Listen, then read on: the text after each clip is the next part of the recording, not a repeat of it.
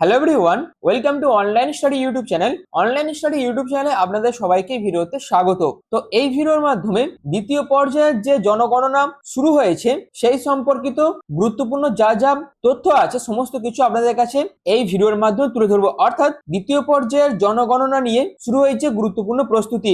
আর আপনার বাড়িতে যদি গণনাকারীরা আসেন তাহলে কোন কোন তথ্য আপনাদের দিতে হতে পারে, কোন তথ্য আগে থেকে তৈরি রাখবেন, আর তথ্য দিতে গিয়ে ভুল হলে কি ধরনের সমস্যা হতে পারে, এই সম্পূর্ণ বিষয়গুলি আপনাদের কাছে আমি এই ভিডিওর মাধ্যমে আলোচনা করব। অর্থাৎ এই ভিডিওর মাধ্যমে আমরা জানবো 40টি গুরুত্বপূর্ণ তথ্য এবং সেইগুলি আপনাদের রেডি রাখতে হবে। তার জন্য এই ভিডিওটি কিন্তু শেষ পর্যন্ত দেখুন, কারণ এই ভিডিওর মাধ্যমে যে কটা পয়েন্টস আপনাদের কাছে তুলে ধরবো প্রত্যেকটাই কিন্তু বিশেষভাবে খুবই গুরুত্বপূর্ণ, যেগুলো কিন্তু আপনাদের প্রত্যেকেরই জেনে রাখা প্রয়োজন আছে। তো অবশ্যই পুরো ভিডিওটি প্রথম থেকে শেষ পর্যন্ত কমপ্লিট দেখুন, যেখানে কমপ্লিট তথ্য আপনারা কিন্তু এই ভিডিওর মাধ্যমে পেয়ে যাবেন। তো মূল ভিডিও যাওয়ার আগে আপনাদের কাছে একটাই রিকোয়েস্ট, যদি আপনারা চ্যানেল নতুন হয়ে থাকেন সেক্ষেত্রে এই ধরনের বিভিন্ন ইনফরমেটিভ ভিডিওর আপডেট পাওয়ার জন্য এখনই চ্যানেলটিকে সাবস্ক্রাইব করে পাশে থাকা বেল আইকনটি অল করে রেখে দিন, যাতে যে কোনো ধরনের ভিডিওর আপডেট আপনারা সবাইকার আগে পেয়ে যেতে পারেন। তার জন্য তো চলুন বিস্তারিত তথ্য নিয়ে, অফিসিয়াল আপডেট নিয়ে আমি মূল ভিডিওতে চলে যাচ্ছি। তো সবাইকার প্রথমে আমরা যেটা দেখবো সেটা হচ্ছে পরিবারের প্রধানের তথ্য। অর্থাৎ পরিবারের প্রধান হিসেবে কাকে উল্লেখ করবেন সেই তথ্য কিন্তু সঠিকভাবে আপনাদের জানতে হবে। যেখানে আপনাদের পরিবারের প্রধানের নামটা কিন্তু অবশ্যই দেবেন, অর্থাৎ হেড অফ দ্য ফ্যামিলি যিনি আছেন তার নাম আপনার দিতে হবে। তারপর পরিবারের সদস্য সংখ্যা, অর্থাৎ আপনার পরিবারে মোট কতজন সদস্য আছে তা সঠিকভাবে হিসাব করে আপনাদের কিন্তু রেখে দিতে হবে বা সেই তথ্যগুলো দিতে হবে। এবং তার পাশাপাশি প্রত্যেক সদস্যের নাম এবং নামের বানান সঠিক আছে কিনা সেটাও আপনাদের কিন্তু দেখে রাখতে হবে। তারপর প্রত্যেক সদস্যের বয়স ও জন্ম তারিখ এবং সেই সংক্রান্ত তথ্য আপনাদের কিন্তু রেডি রাখতে হবে বা সেই সংক্রান্ত ডকুমেন্টস আপনাদের রেডি রাখতে হবে। তারপর পরিবারের প্রত্যেক সদস্যের জেন্ডার ওয়াইজ তথ্য আপনাদের দিতে হবে।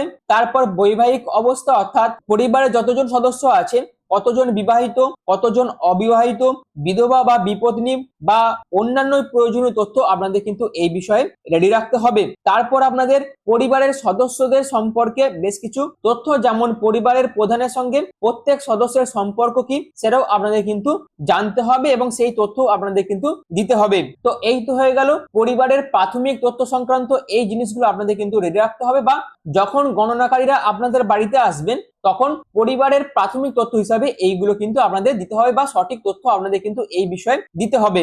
এর পরবর্তীতে বাড়ি ও ঠিকানা সংক্রান্ত তথ্য আপনাদের দিতে হবে, যেখানে প্রত্যেকটি পরিবারের বাড়ি সম্পর্কে কোন কোন তথ্য আপনাদের জানতে হবে সেটা কিন্তু আপনাদের জানা দরকার রয়েছে। যেখানে আপনাদের বর্তমান ঠিকানা, অর্থাৎ আপনি যে বাড়িতে বর্তমানে বসবাস করছেন তার ঠিকানা পরিষ্কারভাবে আপনাদের জানতে হবে বা সেই তথ্য আপনাদেরকে দিতে হবে। তারপর আপনাদের স্থায়ী ঠিকানা, যেখানে বর্তমান ও স্থায়ী ঠিকানা যদি আলাদা হয় সেক্ষেত্রে দুটো তথ্যই আপনাদের দিতে হবে, আর যদি স্থায়ী ঠিকানা একটাই হয়ে থাকে সেই সংক্রান্ত তথ্য আপনাদের দিতে হবে।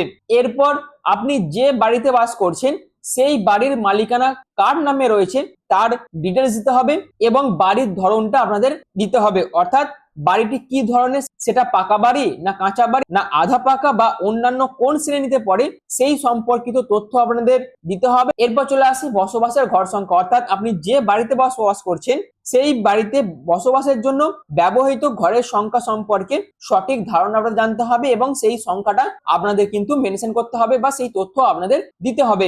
এরপর আপনি যে বাড়িতে বসবাস করছেন সেই বাড়িতে রান্নাঘরের ব্যবস্থা আছে কিনা, বিদ্যুৎ সংযোগ আছে কিনা, পানীয় জলের উৎস কি রয়েছে, অর্থাৎ পানীয় জল কোথা থেকে আসে, সেটা নিজস্ব কল না নলকূপ না পাইপলাইন বা অন্য কোনো উৎস, অর্থাৎ আপনাদের পানীয় জলের যে সঠিক উৎস আপনাদের বাড়িতে সেটা কিন্তু সঠিকভাবে লিখতে হবে। তার পাশাপাশি শৌচালয়ের ব্যবস্থা, অর্থাৎ আপনার বাড়িতে শৌচালয়ের সুবিধা আছে কিনা এবং কি ধরনের সেই ব্যবস্থাটা রয়েছে সেই সংক্রান্ত তথ্য আপনাদের দিতে হবে। তার পাশাপাশি রান্নার জ্বালানি, অর্থাৎ আপনি গ্যাস, বিদ্যুৎ, কাঠ বা অন্যান্য বা অন্য কোনো জ্বালানি ব্যবহার করেন কিনা সেই তথ্য কিন্তু সঠিকভাবে আপনাদের দিতে হবে।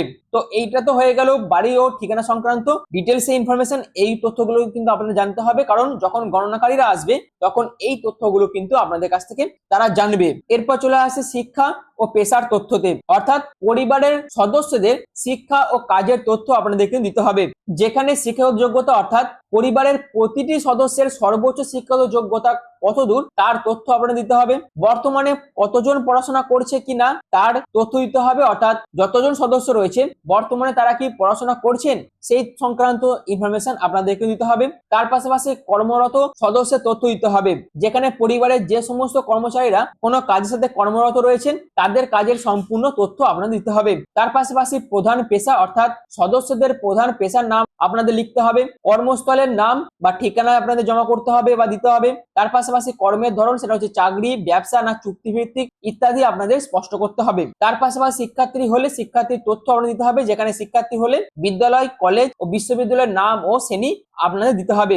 যারা গণনাকারী আসবে তারা যা যা তথ্য দিতে পারবে সেগুলো কিন্তু অবশ্যই সঠিক তথ্যই আপনাদের দিতে হবে এবং সঠিক তথ্যই আপনাদের নথিভুক্ত করতে হবে। অনুমান করে কোনো তথ্য আপনারা দেবেন না, এই বিষয়টা কিন্তু আপনাদের মাথায় রাখতে হবে। এর পাশাপাশি বাড়ি ও ঠিকানা সংক্রান্ত তথ্যের মধ্যে আরেকটি গুরুত্বপূর্ণ তথ্য হচ্ছে আপনি যদি ভাড়াটিয়া হন সেক্ষেত্রে ভাড়া বাড়ি থাকলে ভাড়া বাড়ির মালিকানা সংক্রান্ত তথ্য এবং নিজের বসবাসের তথ্য আলাদা করে আপনাদের বুঝে নিতে হবে এবং সেই সংক্রান্ত তথ্য আপনাদের দিতে হবে। এরপরে চলে আসে জন্মস্থান ও ভাষা সংক্রান্ত গুরুত্বপূর্ণ প্রশ্ন বা গুরুত্বপূর্ণ তথ্য আপনাদের কি কি দিতে হবে, যেখানে পরিবারের অভিবাসনের তথ্য, যেমন কেউ যদি অন্য এলাকা বা অন্য রাজ্য থেকে এসে এখানে বসবাস করেন সেক্ষেত্রে প্রয়োজনীয় স্থানান্তর সম্পর্কিত তথ্য আপনাদেরকে জানতে হবে, যেখানে জন্মস্থান অর্থাৎ আপনি যদি অন্য এলাকা বা অন্য রাজ্য থেকে এসে বসবাস করছেন কিনা সেই সংক্রান্ত তথ্য দিতে হবে। এর পাশাপাশি আপনাদের ঠিকানা যদি স্থানান্তরিত হয়ে থাকে সেক্ষেত্রে সেই সংক্রান্ত প্রয়োজনীয় তথ্য আপনাদের কিন্তু দিতে হবে। তার পাশাপাশি জন্মস্থান অর্থাৎ পরিবারের সদস্যদের জন্মস্থান সম্পর্কে সঠিক তথ্য আপনাদের দিতে হবে।